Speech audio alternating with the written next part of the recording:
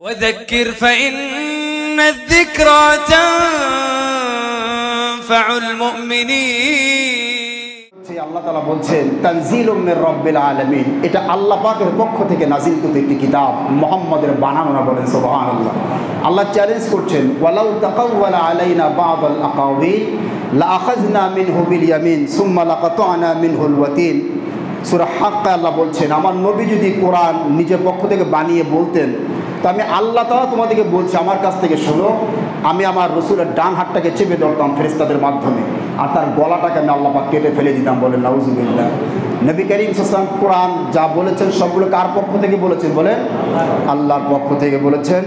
এটা আমাদেরকে বিশ্বাস করতে হবে। সর্বপ্রথম যে বিষয়টি সেটি হলো এই, নবী করিম সাল্লাল্লাহু আলাইহি ওয়াসাল্লাম এই পৃথিবীর যত মানুষ আদম আলাইহিস সালাম থেকে নিয়ে কিয়ামত পর্যন্ত যত মানুষ পৃথিবীতে আসবে, সবচেয়ে বিশ্বস্ত আমিন হচ্ছেন রসুল করিম সাল্লাল্লাহু আলাইহি ওয়াসাল্লাম। রসুলের সাথে পৃথিবীর কোনো মানুষের কি নাই? তুলনা নাই। এক কথা আপনারা বুঝেন, আল্লাহর পরে রসুলের মর্যাদা। বলেন সুবহানাল্লাহ। এখন দেখেন, আমাদের নবীর পূর্বে রসুল করিম সাল্লাল্লাহু আলাইহি ওয়াসাল্লামের পূর্বে যত আসমানি কিতাব আছে, তাওরাত বলেন, ইনজিল বলেন, সমস্ত আসমানি কিতাবেই এটা আছে যে নবী করিম সাল্লাল্লাহু আলাইহি ওয়াসাল্লাম আখির জমানার একজন নবী পৃথিবীতে আসবেন। এটা সব ধর্মগ্রন্থ আসমানি কিতাবে লেখা আছে। বলেন সুবহানাল্লাহ। যেগুলো আসমানি কিতাব না, যেমন বৌদ্ধদের ত্রিপিটক, বৌদ্ধদের কিতাব আছে, ধর্মীয় কিতাব আছে, তারপরে হিন্দুদের বেদ আছে, রামায়ণ মহাভারত আছে ইত্যাদি, এগুলো আসমানি কিতাব না, তারপরও এগুলোর মধ্যে নবী করিম সাল্লাল্লাহু আলাইহি ওয়াসাল্লাম সম্পর্কে অনেক কথা আছে। বলেন সুবহানাল্লাহ। এখন দেখেন, আমি আপনাদেরকে একটা ঘটনা বলি।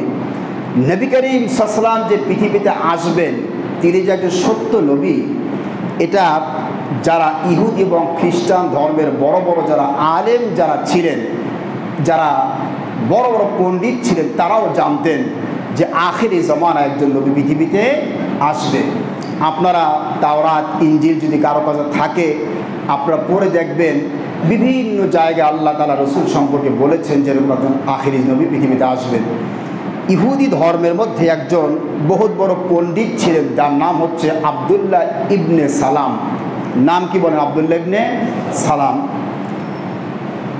তার একটা ঘটনা আমি আপনাদেরকে শুনে আগেও বলেছিলাম, তারপর আজকে বলছি বোঝার জন্য।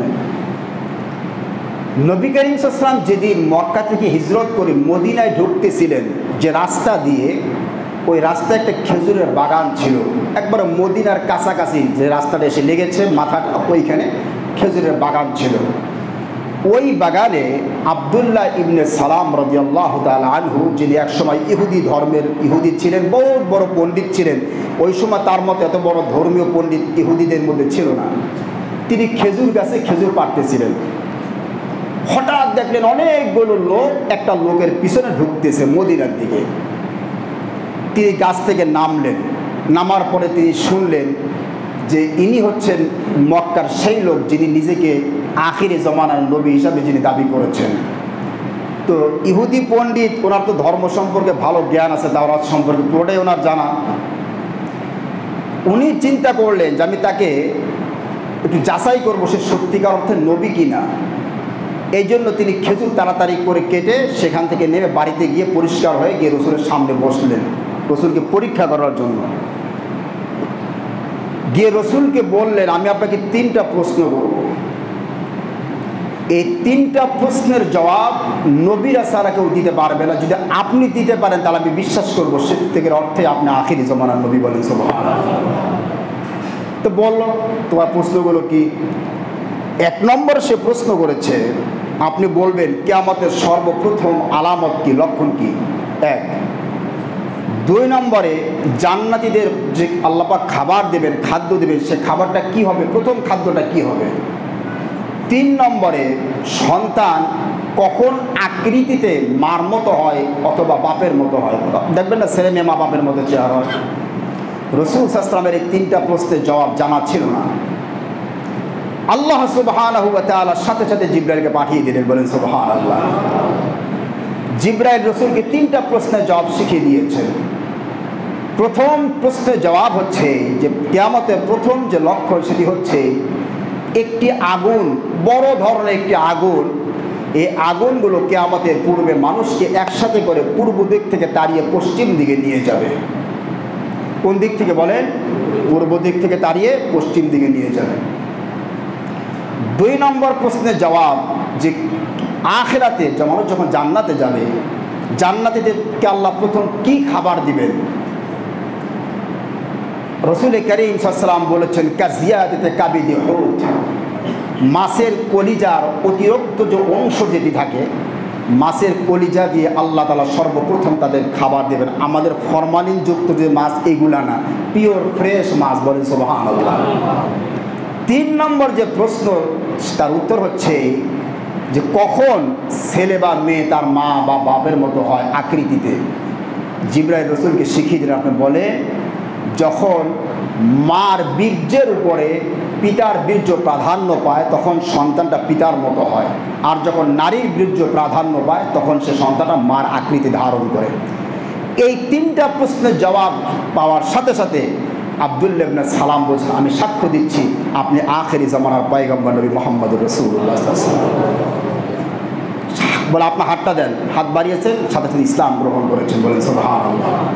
আব্দুল্লাহ ইবনে সালাম তখন রসুলকে বললেন, রসুল আমি যে ইসলাম গ্রহণ করছি এটা আপনি ইহুদিদেরকে আগে বলবেন না, আগে গিয়ে আপনি তাদেরকে জিজ্ঞেস করবেন যে আমি তাদের কাছে কেমন ব্যক্তি, তারপর আপনি আমার ইসলাম গ্রহণের কথাটা তাদেরকে বলবেন।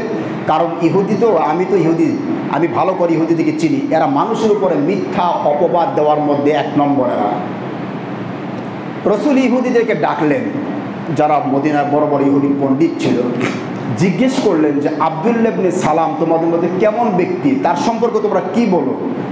তখন তারা বলল যে আমাদের বর্তমান পৃথিবীতে আব্দুল্লাহ ইবনে সালামের মতো এত বড় ইহুদি পণ্ডিত আমাদের ধর্মের মধ্যে নাই। বলেন সুবহানাল্লাহ। সে সবচেয়ে ভালো এবং তার বাপও সবচেয়ে ভালো। নবী করিম সাল্লাল্লাহু আলাইহি ওয়াসাল্লাম তখন বললেন, সে যদি ইসলাম ধর্ম গ্রহণ করে তোমরা কি ইসলাম ধর্ম গ্রহণ করবে? বলে আল্লাহর ফানা, আল্লাহর কাছে মাপ চাই। এটা আপনি কি বললেন? আবার সেখানে ইসলাম ধর্ম গ্রহণ করতে যাবে? সে আমাদের বড় পণ্ডিত। পর্দার ভিতর থেকে লাফ দিয়ে বের হয়ে রসুলের সামনে এসে বললেন, ইহুদিরা শুনে রাখো, এতদিন আমি তোমাদের ধর্ম যাজক ছিলাম, পণ্ডিত ছিলাম, আমি আজকে ঘোষণা করলাম আমি আজকে ইসলাম গ্রহণ করেছি। বলেন সুবহানাল্লাহ। ইনি হচ্ছেন তাওরাতে যার কথা বলা হয়েছে, মুসা আলাইহিস সালাম যার কথা বলেছেন, তিনি হচ্ছেন ইনি যে আখেরি জামানার পয়গম্বর তিনি হবেন। আর তিনি সেই ব্যক্তি এসছেন পৃথিবীতে, তারপর আর পৃথিবীতে কোনো নবী নাই, ইনি হচ্ছেন শ্রেষ্ঠ নবী। বলেন সুবহানাল্লাহ। তখন ইহুদি এক বাক্যে বলল যে তার মতো খারাপ, তার বাপের মতো খারাপ এই দুনিয়াতে আর কেউ নাই। রসুল হাসলেন। তা আব্দুল্লাহ সালাম বললেন, রসুল দেখলেন আমি কি বলেছিলাম আপনাকে? ওরা অপবাদ দেওয়ার মধ্যে প্রচুর। 5 মিনিট আগে যখন আমি ইহুদি ছিলাম তখন আমি ভালো ছিলাম, যখন ইসলাম গ্রহণ করেছি আমি সবচেয়ে খারাপ হয়েছি। বলেন নাউজুবিল্লাহ।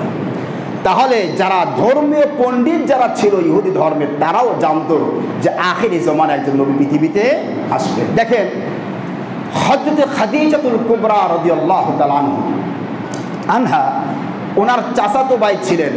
আপনাদেরকে যদি কেউ কোনোদিন প্রশ্ন করেন যে এই ইসলাম ধর্মের প্রথমে, এই ধর্মের প্রথম কোন ব্যক্তি ইসলাম ধর্ম গ্রহণ করেছে, সবাই এক বাক্যে বলবেন ওরাকা ইবনে নাওফেল।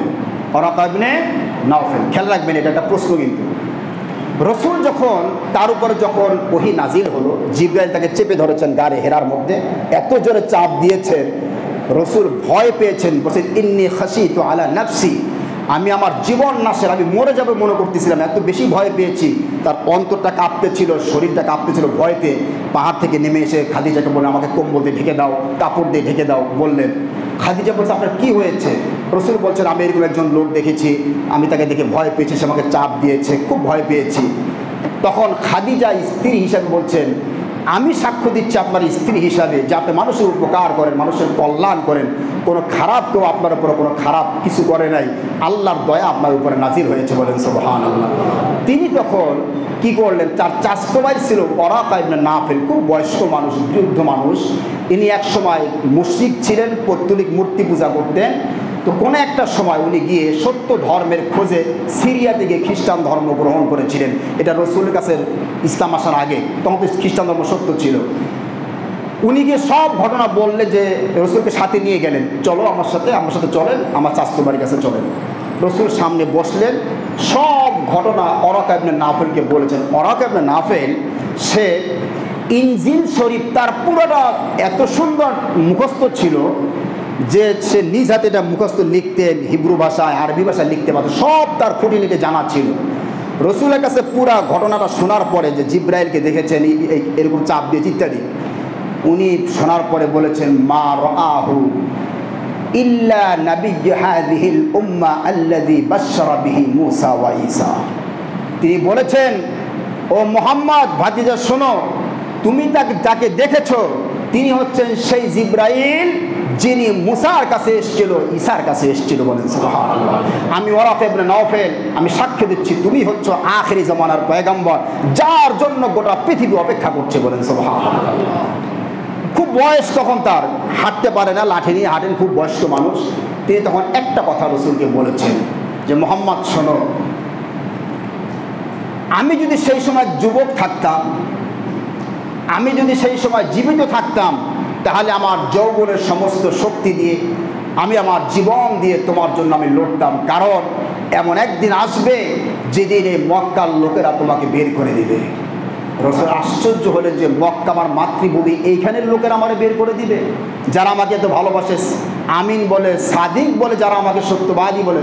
তখন তো রসুল নবী হন নাই, অল্প বয়সটা কি বলে আপনার 41 বছর বয়স কেবল নবী কেবল হয়েছেন তিনি, কেবল বলে আমার তারা বের করে দিবে। বলে হ্যাঁ, তোমার পূর্বে পৃথিবীতে যত নবী এসেছিলেন, তুমি এখন যে দাওয়াত দিচ্ছ এই একই দাওয়াত তারা দিয়েছিল। সমাজের সেই লোকেরা তারা কেউ তাদেরকে মানে নাই, তাদেরকে দেশ থেকে বের করে তাদেরকে হত্যা করেছে, তাদের গালিগালাজ করেছে। তুমিও সেই দাওয়াত দিচ্ছ, তোমাকে তোমার এলাকার লোকেরা নিজ এলাকায় থাকতে দেবে না, তোমাকে এখান থেকে বের করে দেবে। বলেন নাউজুবিল্লাহ। তাহলে অতীতের ধর্মে যারা ছিল তারাও জানতো যে আখেরি জমানে একজন কি পৃথিবীতে নবী আসবেন। এটা সব ধর্মের, ইহুদি ধর্মে, খ্রিস্টান ধর্মে সবাই জানতো। এর মধ্যে এই খ্রিস্টান ধর্মের কিছু পণ্ডিত ছিল যারা নাকি জানার পরেও হিংসার কারণে রসুলের নামকে তারা প্রকাশ করতে তারা দেয় না মানুষের সামনে, যেমন আজকের ইহুদি এবং খ্রিস্টানেরা। এদের মধ্যে অনেক সব খারাপ আমি তা বলবো না, আলহামদুলিল্লাহ ভালো অনেকে আছে খ্রিস্টান এবং ইহুদিদের মধ্যে যারা জানে যে একজন রসুল, আমাদের রসুল তিনি সত্য। এর মধ্যে কাবুল আহবার নামে একজন লোক আছে, যার আসল নাম কাব ইবনে মাতে হিমারি রাদিয়াল্লাহু রাহমাতুল্লাহি আলাইহি।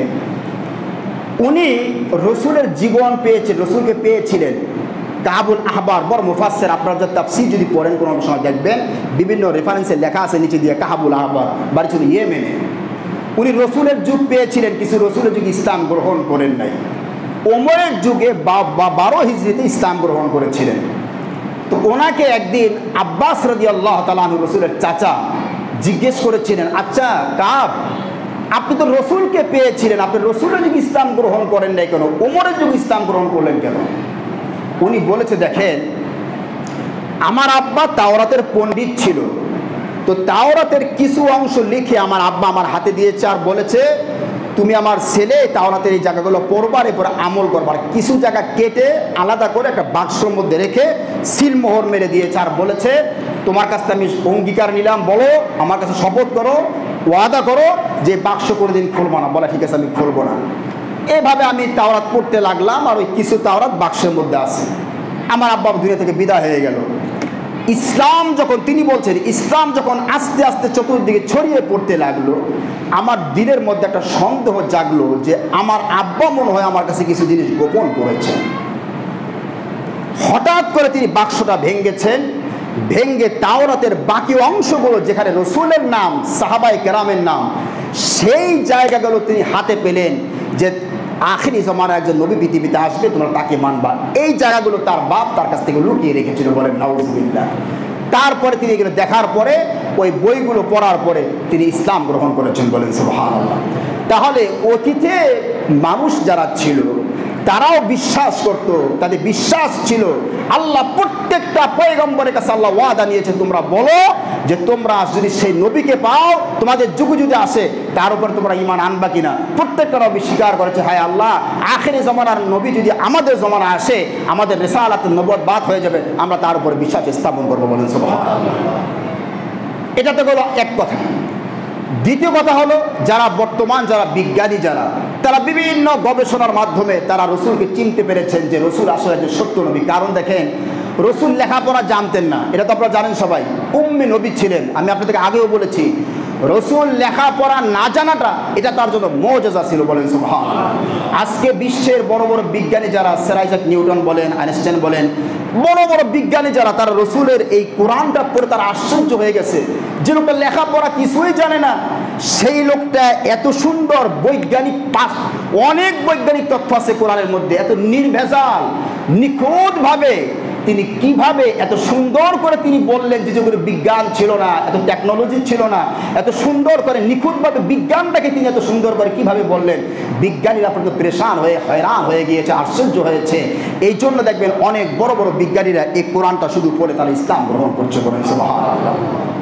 দুই, আপনি আমি তো বিজ্ঞানী না, তাওরাত ইনজিলও জানি না, আপনার আমার অবস্থাটা এখন কি হবে সেটা বলেন। আমরা রসুলকে কিভাবে চিনবো যে রসুল সাল্লাল্লাহু আলাইহি ওয়াসাল্লাম তিনি যে একজন সত্য নবী এই পৃথিবীতে, এটা তো আমাদেরকে চিনতে হবে, আমাদেরকে বুঝতে হবে, কি বলে ঠিক কিনা।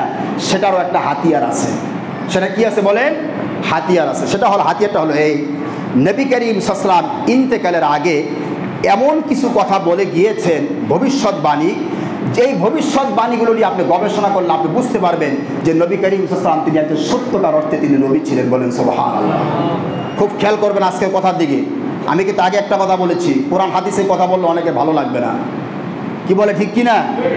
এত বুঝেন না আপনারা। কোরআন হাদিসের কথা বললে অনেকে গায়ে লাগবে, লাগবে কি না? লাগবে। দেখেন, আমি কি কোরআন হাদিসটা বন্ধ করে দেই আর আলোচনার দরকার নেই, কি বলেন? যদি কারো ভালো না লাগে চলে যান, কি বলে ঠিক কিনা? কোরআন হাদিসের কথা বললে যদি কারো গায়ে লাগে, আপনার দরকার নাই ইসলামে থাকার, আপনি ওই যে ধর্ম ভালো লাগে সেই ধর্মে চলে যান, কি বলে ঠিক কিনা? কোরআনের কথা যদি বলার পরে কারো গায়ে লাগে, ওইটা যদি মসজিদও আসে, ওটা হলো মুনাফিক। ওটা কি? ওর মসজিদ থেকে পিঠে আপনারা বের করে দিবেন। কোরআন বিরোধী কোন শক্তি মুসলমানদের সাথে থাকতে পারবে না, স্পষ্ট কথা, কি বলে ঠিক কিনা? এখন যে কথাগুলো বলবো গায়ে লাগবে কিন্তু, কি বলে ঠিক কিনা? গায়ে লাগলে আমার কিচ্ছু করার নাই, গায়ে লাগলে আমার কিচ্ছু করার। কোরআন এই জমিন কার?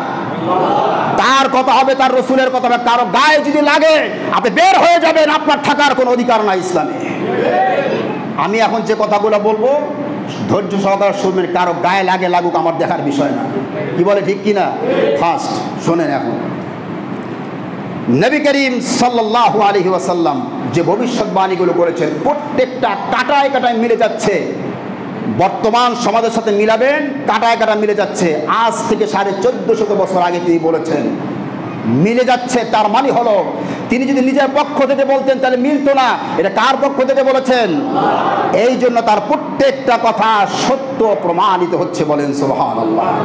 নবী করিম সাল্লাল্লাহু আলাইহি ওয়াসাল্লাম কি বলেছেন খেয়াল করেন, খেয়াল করবেন সবাই।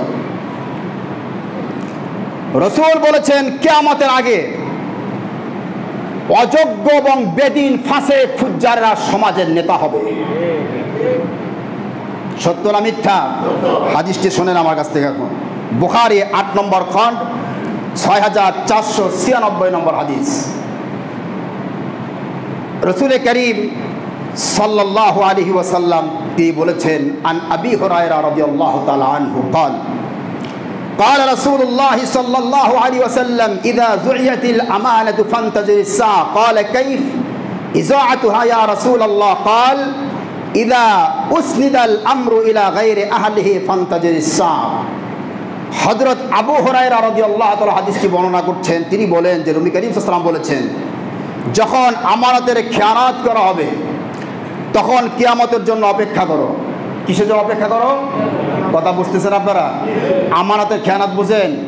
রাষ্ট্র ক্ষমতায় যারা এতদিন ছিল, একটু গায়ে লাগা শুরু হবে আস্তে আস্তে। এখন মলম পড়তেছে তো শুরু হবে। এখন যারা রাষ্ট্র ক্ষমতায় ছিল, শপথ নিয়েছিল রাষ্ট্র ক্ষমতার গিয়ে তারা রাষ্ট্রীয় সম্পদ তারা কি করবে? ঠিক রাখবে। তারা কি ঠিক রেখেছে? খেয়ানত করে গোটা বাংলাদেশটাকে লুটপাট করে খেয়েছে। কি বলেন ঠিক কিনা? এমনকি বাংলাদেশে এমন ইতিহাস আছে, বয়স্ক ভাতা মহিলা মারা গেছে, তার নাম তুলে সেই বয়স্ক ভাতা খাওয়া হচ্ছে। আসি কি এরকম? আসি কিনা? মারা গেছে, তার ভোট পর্যন্ত পড়েছে। আমানতের খেয়ানত কিনা বলেন? রসুল সে কথা বলেছেন, কিয়ামতের আগে তোমরা অপেক্ষা করো, আমানতের খেয়ানত। প্রত্যেকটা জায়গায় আমানতের খেয়ানত করা হচ্ছে, প্রত্যেকটা জায়গায়। সাহাবায়ে কেরাম জিজ্ঞেস করলেন, হে রসুল, কিভাবে আমানতের খেয়ানত করা হবে? রসুল বললেন, তখন অযোগ্য লোকদেরকে ক্ষমতায় বসানো হবে। কাদেরকে ক্ষমতায় বসানো হবে? আমি আপনাদেরকে জিজ্ঞেস করি, আপনার কাছে যোগ্যতার মাপকাঠি, আমি দেশের নাগরিক, আমি বুঝি না মনে করেন? কিচ্ছু বুঝি না। নির্বাচনের আগে নির্বাচন কমিশনকে টাকা দেওয়া হয় জিতিয়ে যাওয়ার জন্যে।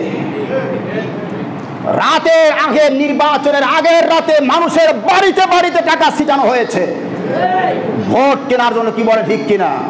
ভোট কিনে পাস করেছে। আসি কিনা বাংলাদেশে? ভালোবাসা দিয়ে পাস নয়, টাকা দিয়ে। অযোগ্য মূর্খ মানুষগুলো, রসুল বলেছেন ইসলামের যোগ্যতার মাপকাঠি কি? বনি ইসরাইলের যখন তালুতকে যখন রাষ্ট্রের ক্ষমতা যখন দান করা হলো, সমাজের লোকগুলো বলল, আমাদের সাতাম মিনাল মাল, আমাদের সম্পদ বেশি, আমরা এই রাষ্ট্র ক্ষমতায় যাব। আল্লাহ বলছেন নো, টাকা যার বেশি সে ক্ষমতায় যাইতে পারবে না। ক্ষমতা যাওয়ার শর্ত দুইটা, বাস্তাতান ফিল ইলমি ওয়াল জিসম। এক নম্বর তার মধ্যে এলেম থাকতে হবে, ধর্মীয় জ্ঞান থাকতে হবে, আর দুই নম্বর তার শারীরিক সুস্থতা থাকতে হবে। আছে আমাদের মধ্যে? দেখা হয় যে কোনটা আলেম, দেখা হয় নির্বাচনে যদি কোনো আলেম দাঁড়ায় তারে কেউ ভোট দেবে না, কিন্তু বদমাস যে মদখোর তারে ভোট দেবে সবাই। কি বলে ঠিক কিনা? অযোগ্য যারা, আল্লাহর কাছে অযোগ্য তারাই, পাপীরা, ফাসিকেরা, বদমাস, লুটেরা, তারা ক্ষমতায় যায়। তারা আগে দেশটাকে সর্বনাশ করেছে, ভালো করে লোকের কোনো স্থান নাই। এটা কি সত্য বললাম না মিথ্যা বললাম? এরপরে আসেন দুই নম্বরে, নবী করিম সাল্লাল্লাহু আলাইহি ওয়াসাল্লাম যে কথা বলেছেন, আমার শেষ জমার আমার উম্মতের যারা নেতা যারা হবে, এরা আমার আদর্শকে এরা মানবে না, এরা পশ্চিমাদের আদর্শ এরা মানবে। সত্য না মিথ্যা? আমি যদি আজকে বলি যে রংপুরে যিনি মনে করেন, রংপুরে এখানে আমাদের রংপুরে যিনি প্রধান মনে করেন একজন আছে, এমপি আছে, তার আগে যদি বলি চোর ধরা পড়ছে, আপনি কোরআন সুন্নাহ অনুযায়ী বিচার করবেন, সে কি বিচার করবে? করবে না। সে বিচার করবে পশ্চিমা স্টাইলে বিচার করবে। কি বলে ঠিক কিনা? রসুল কি বলেছিলেন? আন জাবির ইবনে আব্দুল্লাহ রাদিয়াল্লাহু আনহুমা আন্না নবিয়্য সাল্লাল্লাহু আলাইহি ওয়াসাল্লাম আযাকাল্লাহু ইয়া কাব ইবনে উজরা মিন ইমারাতিস সুফাহা قال وإمارة السفهاء قال أمراء يكون بعدي لا يقتدون بهدى ولا يستنون بسنتي فمن صدقهم بكذبهم وأعانهم على ظلمهم فأولئك ليسوا مني ولست منهم ولا يردون على حوزي ومن لم يصدقهم على كذبهم ولم يعنهم على ظلمهم فأولئك مني وأنا منهم। সবাই বলেন সুবহানাল্লাহ। রাসূল সাল্লাল্লাহু আলাইহি ওয়াসাল্লাম কি বলেছেন? জাবির ইবনে আব্দুল্লাহ থেকে হাদিসটি বর্ণিত।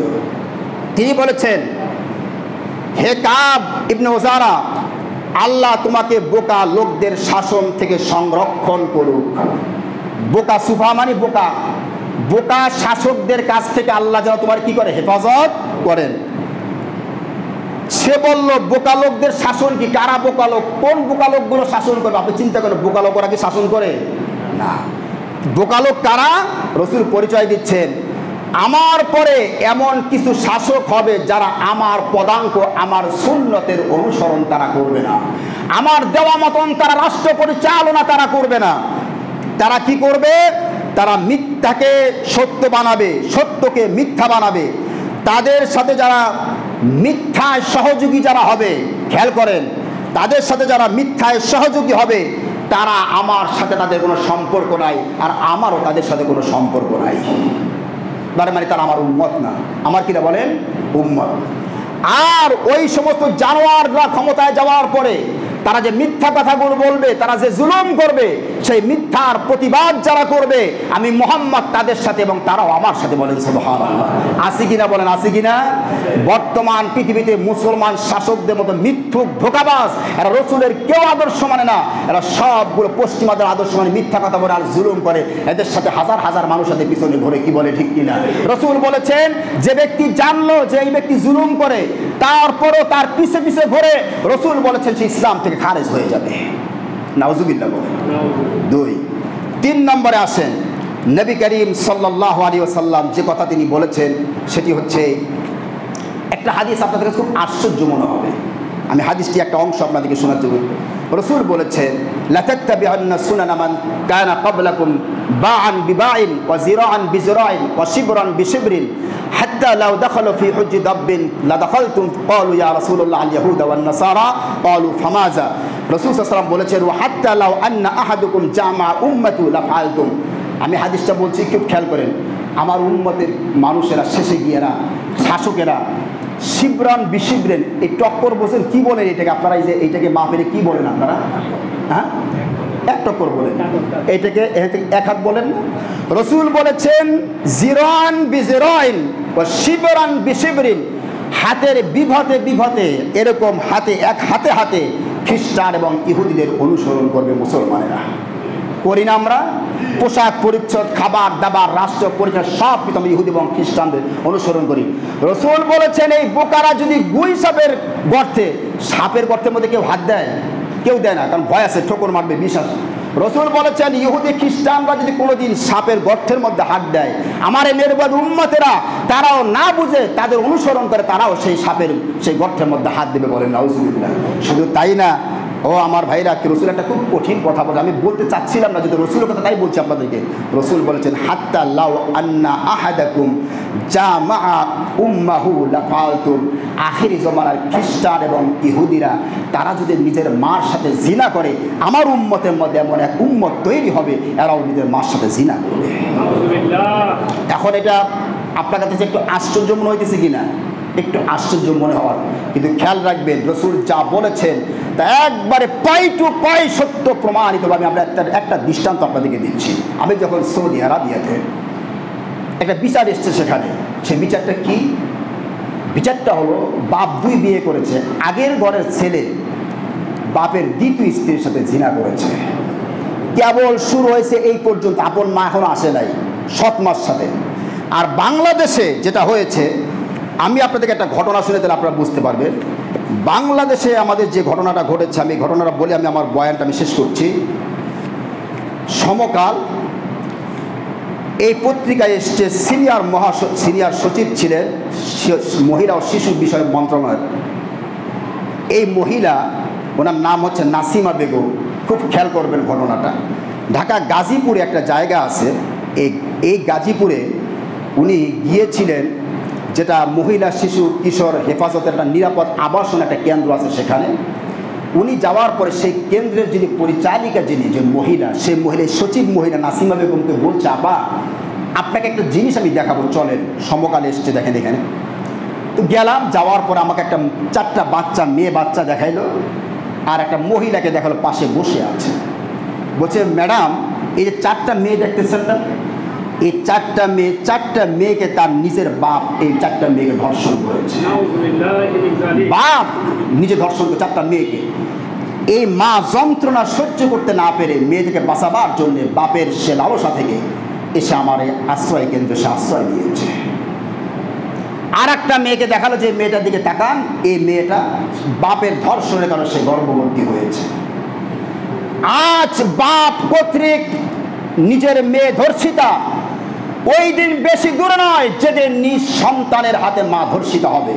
রসুল এই কথাই বলেছেন, এমন এক জমান আসবে ইহুদি এবং খ্রিস্টানেরা যেরকম নিজের মার সাথে জিনা করবে, তোমরাও আমার উম্মতেরাও এত খারাপ হবা যে তোমরাও নিজের মার সাথে জিনা করবে। এই জন্য আমার রসুল যা বলেছেন সব সত্য না মিথ্যা, এইটাই প্রমাণ করে যে আমার নবী যা বলেছেন তিনি সত্য এবং তিনি সত্য নবী বলেন। সুবহানাল্লাহ। বাকি আলোচনা আগামী সপ্তাহ হবে ইনশাআল্লাহ। আল্লাহ